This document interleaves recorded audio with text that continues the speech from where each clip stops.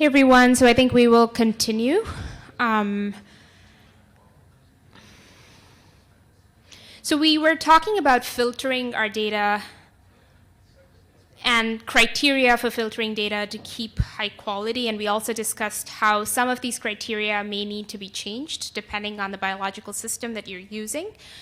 In this case, for the purpose of this tutorial, we have sort of set the minimum number of genes to be about 350 based on this curve that we saw. So I think we're setting like a lower threshold somewhere here and a higher threshold somewhere here. And if you run this chunk, it tells you where you have set the thresholds. And so for the purposes of this tutorial, we will assume that anything between the yellow line and the pink line are what we consider good quality based on this plot. There's an advanced challenge which I will not go over, but it's something that you can work on later on in the interest of time. Yes?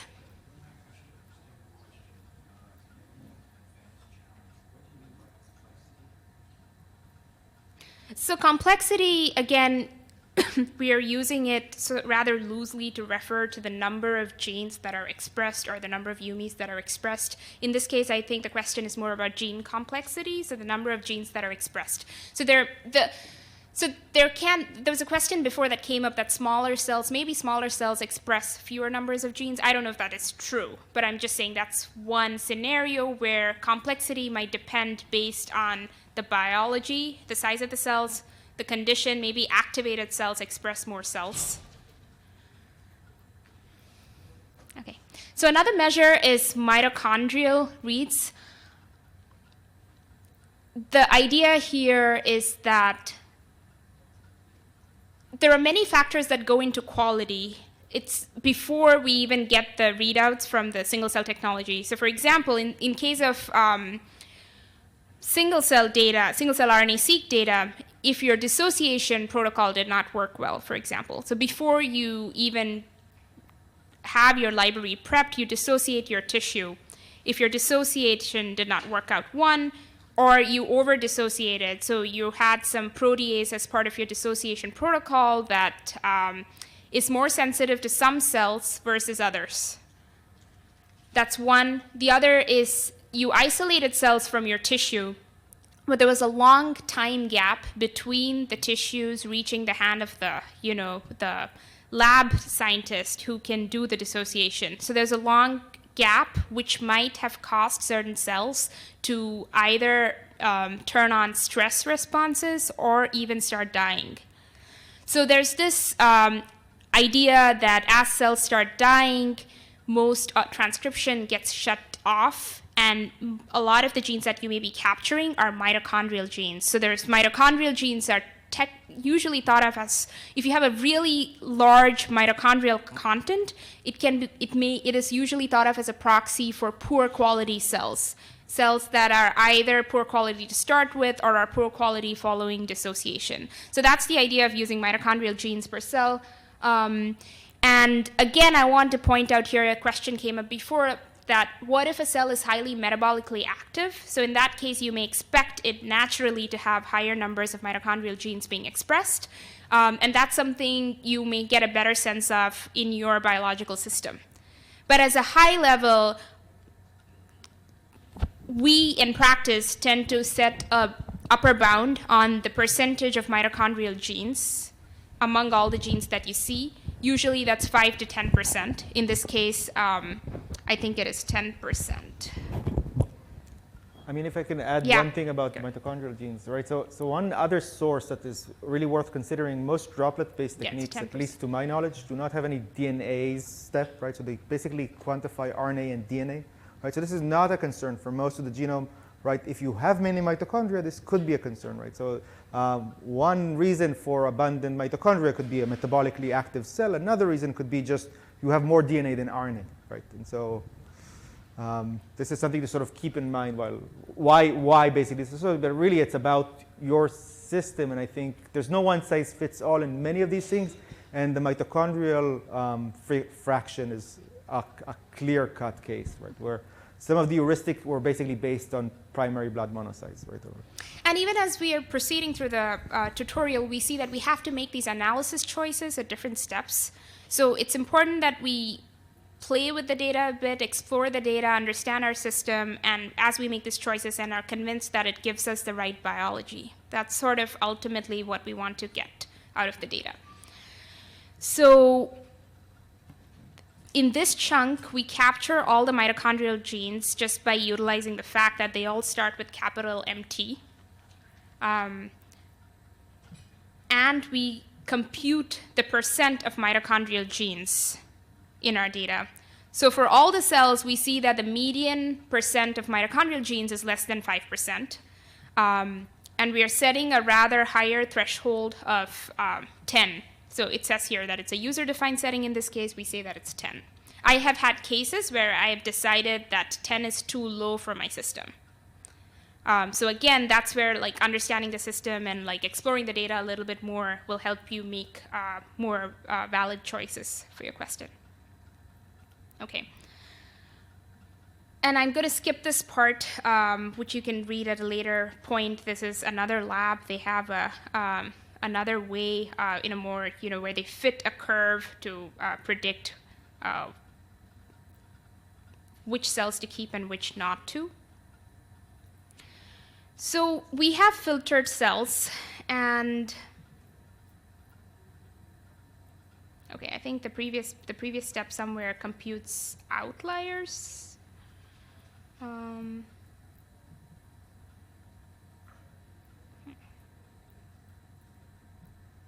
Okay.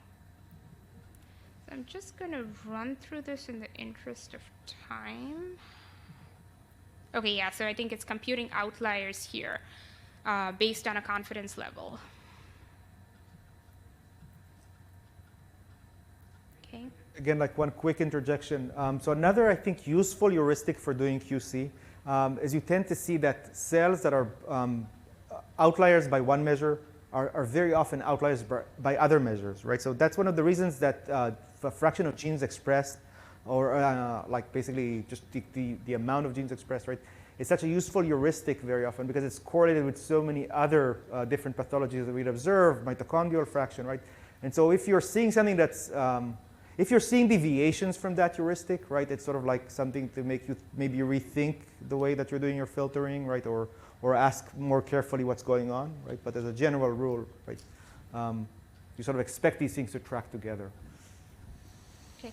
And so here is just a summary of what you started with and how many cells remain after after one filter threshold, how many remain after your high mito threshold, and how many remain after your outlier step. So I know I skipped a few chunks in before this, which you can also quickly run, but I encourage you in your, after this tutorial to actually read through what it does in terms of fitting. Okay, so that was sort of an intro on what the data really looks like, how to think about using sparse matrices to store some of these, and basic quality control. Now we're actually going to use data in a slightly different format that comes out of the 10x pipelines. So 10x is a droplet-based technology that many of us use, and they also have provided data sets on their website which are easily downloaded. So we are just showing here a case where we downloaded one of the data sets and how you can read them in using the Surat package. So they have a PBMC package, PBMC dataset on their website, which we have downloaded, and it should be in all your instances. And you can load it by clicking on this code chunk. So read 10x is a function that Surat offers just for reading in 10x data that follows the directory structure in which the 10x cell ranger pipeline returns counts. And if you recall our earlier discussion of alignment and counting, so the cell ranger actually uses star to align, and it only counts the unique reads. I mean, just for general knowledge, it's called a matrix market format, right? And there's many other tools that sort of read it. 10x offers another tool, right? Surat has one tool.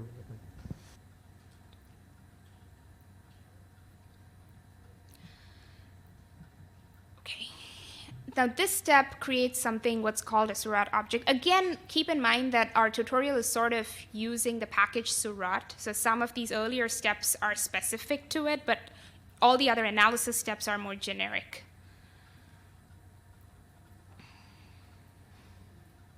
So here, when you create the Seurat object, Seurat also offers you to set the minimum number of genes that you want to keep right at the get-go. If you feel like you have a favorite threshold that you will always use no matter what your data set is for in terms of quality control. And min cells just means that you want each gene that you keep to be expressed in at least 3 cells. Again, it's it's a parameter that has been picked by someone, and in this case. So we are using sparse matrices, and this is what the data looks like. So Seurat, the Seurat object uses an S4 data structure in R, which comes with different slots.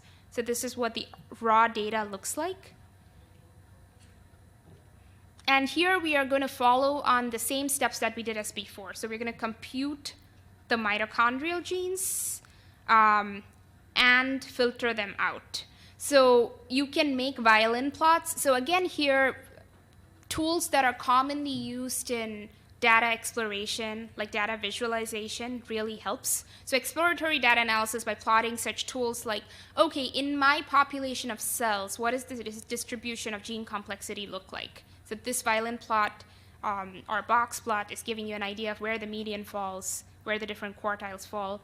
Same for the number of UMIs and the percent mito. And this gives you a sense of what your data really looks like and if your preconceived cutoffs make sense or if you need to change them. And Seurat has its own functions, like gene-plot is one of its functions that can give you scatter plots of the number of genes versus number of UMIs. Again, in general, we expect this to be very tightly correlated. This function, strpbmc, just gives you an idea of what the different slots in the Seurat object look like. And so there's a slot which keeps the output of most of the steps that you work on.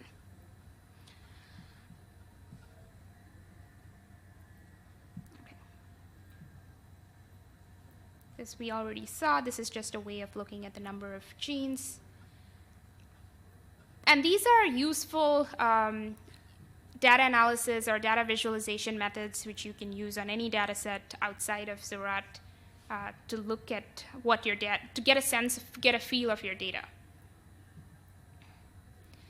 So Seurat allows you to add metadata, and you may otherwise keep this if you've used expression sets in R, which is another bioconductor package. It has a way of storing metadata, which is separate from your expression data. And so it has phenodata, which can also capture like metadata for each of your samples. In case of Seurat, it has something called metadata, which captures that. And in this case, what you're doing is you're adding metadata. You're adding a column called percent mito, which keeps the percentage of mitochondrial genes in each of them.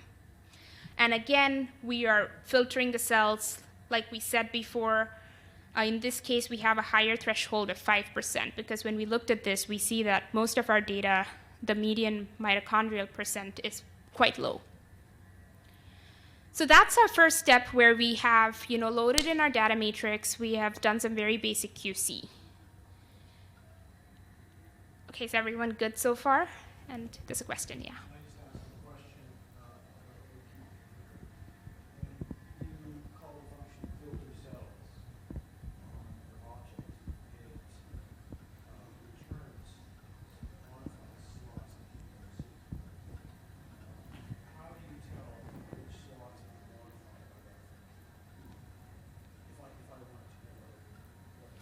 So usually when you filter cells, the data, like the data slot gets modified.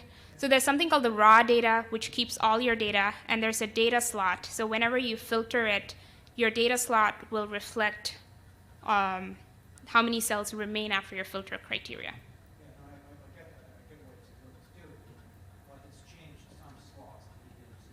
Yeah.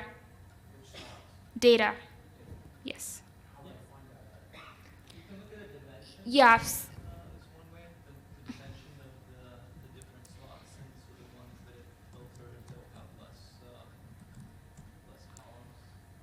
So PBMs, like at data is the most common, like that's the data matrix that you're working with for most of your steps. And if you just did PBMCs, it'll give you an idea of like how many cells remain. So if you just typed PBMC, it's going to tell you it's an object of class Surratt, and these many cells have actually remained. These many genes and these many cells remained after your QC. Another quick comment. Since you can do all these different operations and it's easy to lose track of all the things that you've done, it's useful to do it in our studio, to do it in one of these R markdowns, right? Because then you can include all your code and your notes all in the same place. I do that. Oh, okay. As a matter of fact, it's good. Any bioconductor packages, it has this style, right, of producing a lot of side effects. Right. It's not side effects, right? And you have no idea what it's actually done. Yeah. I mean, it's true of any analysis tool you use, right? So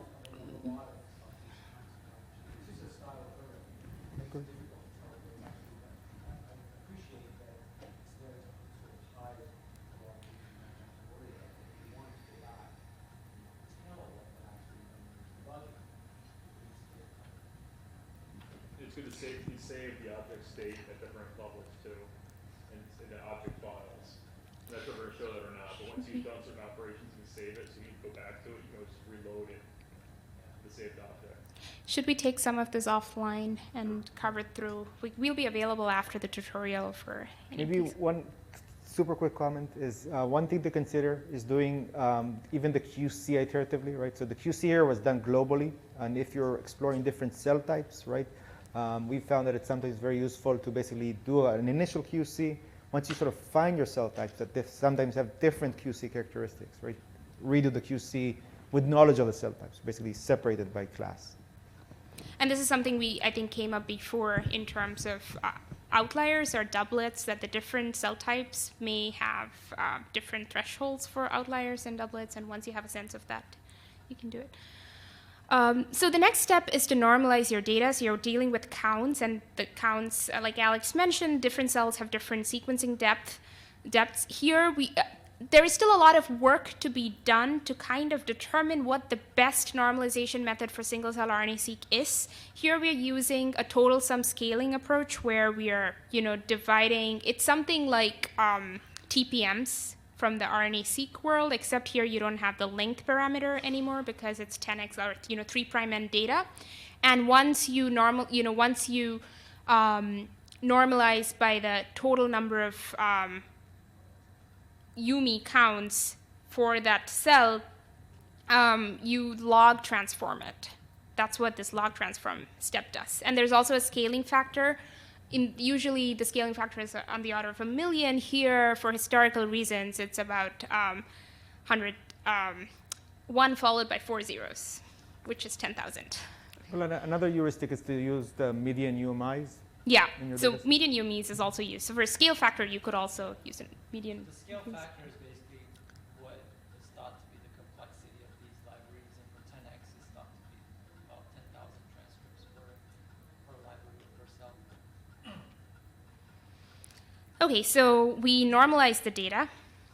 So we have a filtered, yes. Can you use a slightly more advanced method to do factor normalization across the different cells? I mean, is it possible to do it in Surratt? I don't use it. So, like the method by AM1, for example, from the marijuana lab, where they use this kind of cell-specific factor normalization for single cell. Yeah, I haven't tried that out in Surratt. I'm sure there might be a way to do it. There are also different normalization methods that you can play with. This is just a package that is nice to get your hands quickly dirty on single-cell RNA-seq analysis, and that's why we picked it. It's also widely used, but whatever we are showing here is by no means the best normalization method or the only normalization method. So there are more sophisticated approaches, and I think we are still figuring out what the best normalization method is. And again, it's worth mentioning that there's rarely a one-size-fits-all across the board in biology. But I think particularly here we see this where If you have a certain effect in your data set, you should try different things to remove it, right? But until you observe that effect, right, you should try and do things as vanilla as you can. I mean, I generally tried a few, and I mean, pretty much I get generally some results. So like, I know it's not so crucial, but maybe sometimes it is. No, I think it's a good point, and hopefully, you know, the insights downstream of the analysis tell you that for your particular analysis, you need to go back to that step and try something else. Okay, so we normalized our, yeah. So if you want to print out the normalized data, is that in that data slot? So how do you Yes, it's at the data slot. Yeah. No, it's in the data slot. Yeah. Okay, so once we have that, we want to find the variable genes, which is again something we discussed before in terms of dimensionality reduction. Again, there are different ways to find variable genes.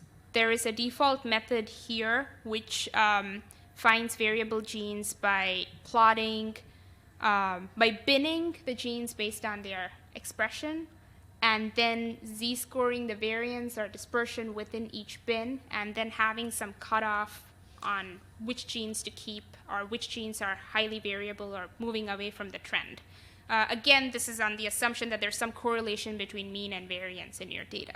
So you can't just take like the top n genes with the highest variance, because there's then you're just picking the top n genes with the highest mean also.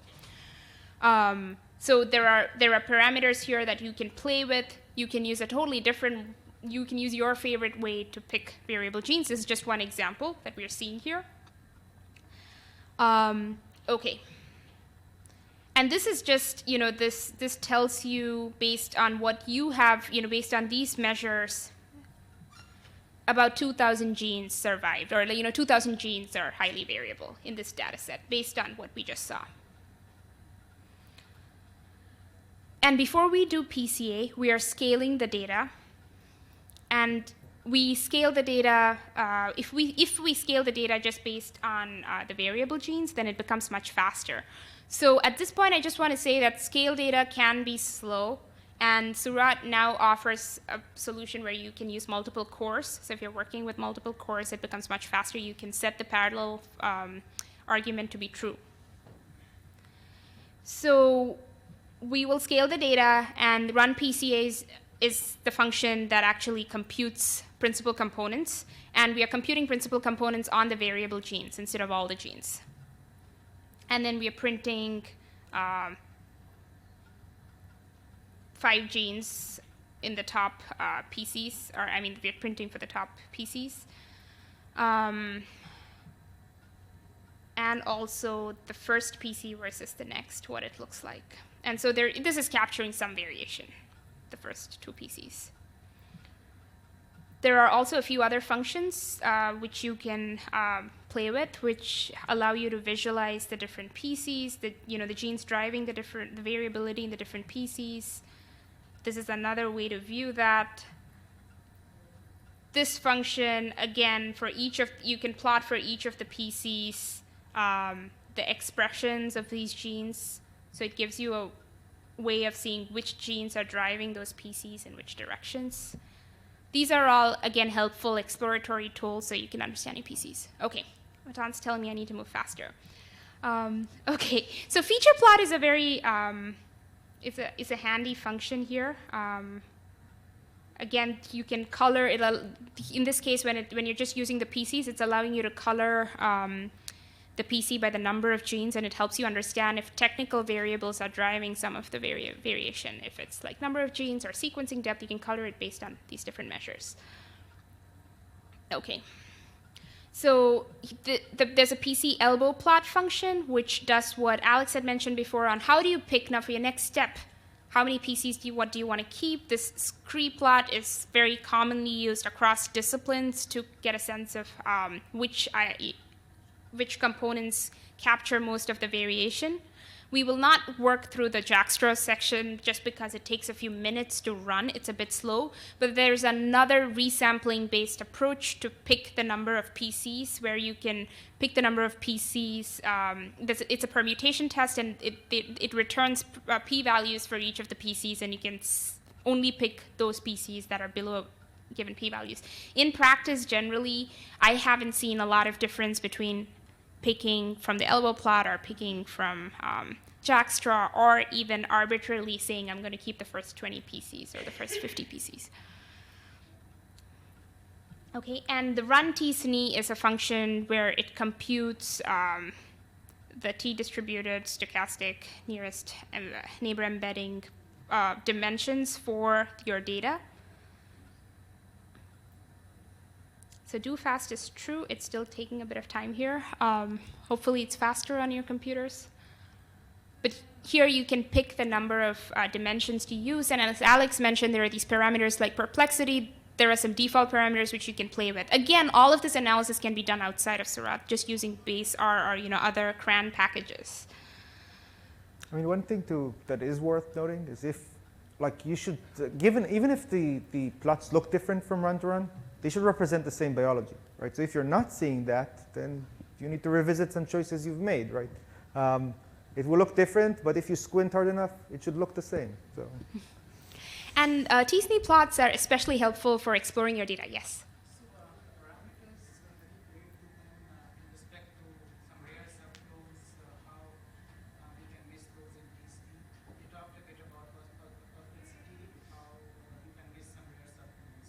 Is there any recommended parameters or ways if I want to identify 1% or 0.1% subclone? So a lower perplexity will give you smaller clusters, or smaller groups. So I would try a few different perplexity parameters and see how your data responds. I would not just rely on tsne to identify clusters. So there's a separate clustering step.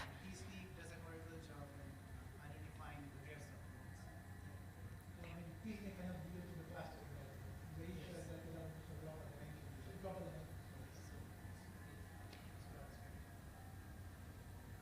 So something that I find useful is to actually color the tsne by different variables. So in this case, you're coloring them by number of genes or percent mito. Again, these are all data exploration tools where you can see if there's a certain cluster or a certain group of cells that have very high gene complexity. And so maybe what is really driving them to be a separate cluster is just that they have most of their transcriptome that is active.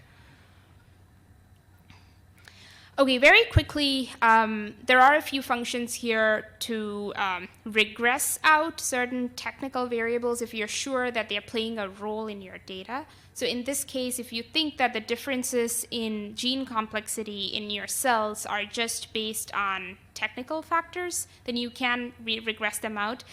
I usually don't do a lot of this until I'm convinced that there is some confounding. So again, this is an analyst's choice on whether you do it or not. Is it linear regression? In this case, this is just linear regression, yes. So you're just providing the variables to regress out. I mean, they have an option for like a Poisson regression. Okay. It just takes maybe 100 times longer.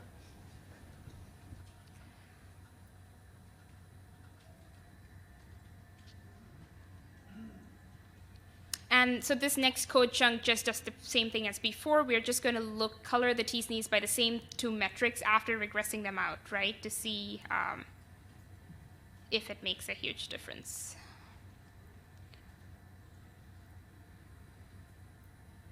So as it's running, our next step is community detection or clustering using graph-based clustering methods.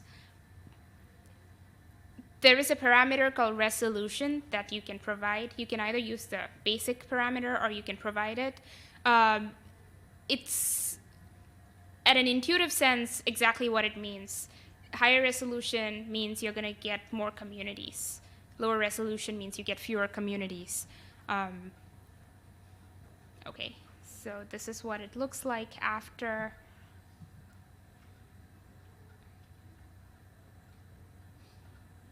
didn't make like a huge difference in my eyes, like after you regressed it out in this particular data set, but it's something to know that there is a functionality and you can use it if you know a priori that there are some technical biases in your data.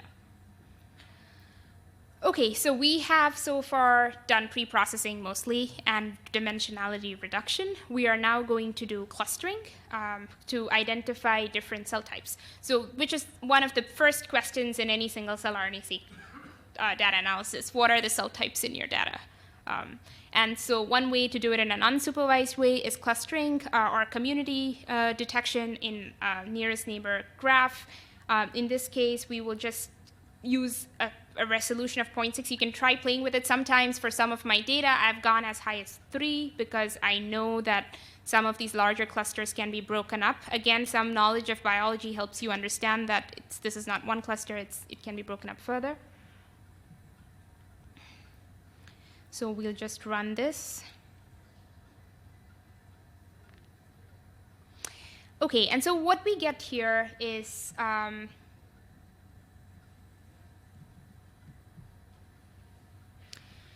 the t-SNE looks similar to before because we computed the t-SNE as a separate step, but now we are coloring the cells in your t-SNE by the cluster membership that they were assigned at the end of clustering. So we have 8 clusters here. So this is like our first stage where we are able to say something about the number of cell types in our data, right? We think that maybe there is more than one cell type for sure. There is maybe 8 cell types or 6 cell types, because some of these, it's possible that depending on your resolution, you know, there's a cell type that you may not completely agree that it has to be separated into 2 separate cell types. In this case, let's just assume that there are 8 cell types for now. But how do we know that it is true, and how do we know what the cell types are? A common way to just start doing this is to use prior knowledge. So canonical markers that you know have been identified over decades of histology in your tissue type can be used to mark high-level clusters. And this is how I usually start my analysis. I use canonical markers that are literature-based from prior work to identify at a high level cell types that I expect to see. That also gives me an idea of whether the analysis I've done so far makes sense. It also gives me an idea of quality of my data. If I'm not capturing the most expected cell type in my tissue of interest, then something is wrong. It's either the analysis or the data quality. So now that we have these different clusters, we want to assign some cell types to them. And so we know beforehand that this is a PBMC data set. So we expect maybe to see immune cells like lymphoid and myeloid lineages. CD14, I have learned, is a marker for monocytes. So feature plot basically is a function that colors the t-SNE by the expression of the genes that you give, of the features that you give. In this case, we'll see what it looks like when we color the t-SNE by CD14. So it looks like most of the cells here have high expression of CD14. When we go back to our cluster, it looks like most of those cells fall in cluster 1. So at this point, we could say that we have a bunch of cells in our data that express CD14. Could they be CD14 expressing monocytes? That's a question, right? So now we have some knowledge that our data set has CD14 expressing monocytes. And we can do that for other features. So here, what I'm doing is I'm doing a very similar feature plot for different expected cell types in PBMCs. Again, this is kind of a toy example, so we know what the cell types are, and I also know the canonical markers. A lot of times there is doing a deep dive into the literature to understand canonical markers. In certain cases like cancers, it is even harder because you don't know what the different cell types are, and you may have to you do it in a completely data-driven way, do some validation yourself, and that's what makes the science exciting. These 2 steps here, what they do, so again, you can see that we knew what the cell identities were a priori as we prepared this tutorial. So I'm going to just, for a moment, remove this part so I can just show you what it looks like. Okay, so what the feature plot looks like. So when we look, I wish I could make this bigger. Okay. Okay, so what we're seeing here is the feature plot colors the t-SNE by expression of the different genes that we have given it. So this case, we saw CD14. Okay, this is not working out. I wanted to somehow blow it up to show. Can you right-click and open it in a new tab? Well, you can also in the... No, you can open it into a new tab. I think that's what I need to do. At the top, you can specify the size of the figure. So if you increase the size of the figure, then... Yeah, I think, yeah, that's right. I think more than that, I think it's just the way.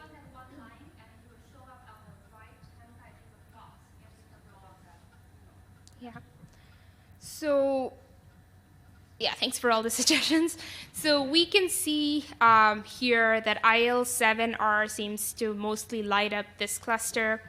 PPBP seems to mostly light up this cluster. So it's very specific to a certain cluster. We already saw CD14. NKG7, which is a natural killer cell marker, again seems to be specific to these cells. MS4A1, which is B cell specific, seems to be specific to these cells. So now we have two sources of knowledge in that we know that these are PBMCs. We kind of know these are the expected cell types, and we also know that our cluster types are lighting up for these. So then we can reassign our clusters, right? Instead of calling them 0 to 7, we can actually give them names of what we expect. And so here, instead of calling them cluster 0 or something, we've actually called it by what we think it canonically represents the different cells. So that's our first step usually. How do you identify clusters and what are the cell types? The second step is selecting.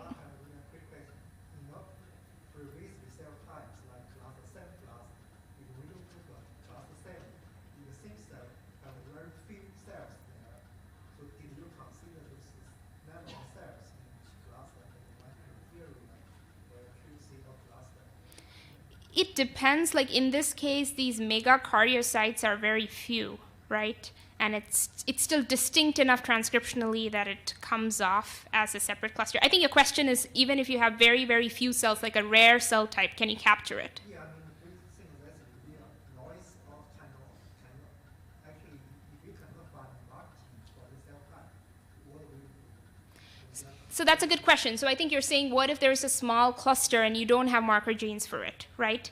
Is that the question? So that's the next point, where how do you select marker genes when you don't know the genes a priori?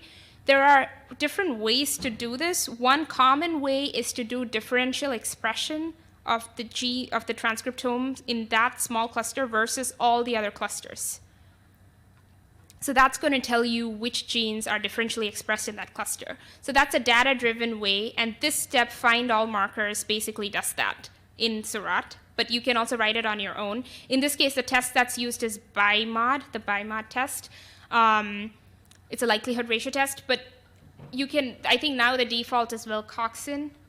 But commonly that is used to give identity to the clusters. It's not always the best way, because you can have data like differentiation data, or where you have a continuum of transcription, transcriptional regulation, and you don't have discrete clusters, in which case, this whole idea of differential expression assumes that you have these two different conditions or two different clusters. It may not always work, and so you may see very small fold changes, and you may have to adopt other computational methods. So this is going to take a while to run, but basically for each of your clusters, it looks at which are the genes that are differentially expressed in that cluster versus all the other cells. And it'll return a list of markers for each of the cell type. So often you would notice, in this case of PBMCs, for each of the clusters, when you just look at the top 10 or 25 most highly differentially expressed genes defined based on their adjusted p-values and their fold changes, they correspond to canonical markers. Sometimes the canonical markers are not necessarily very highly expressed. They are still very specific. So that way you also know from literature what the cell types are, but you can also suggest data-driven markers. So that's where you're kind of discovering new markers for those cell types from your data.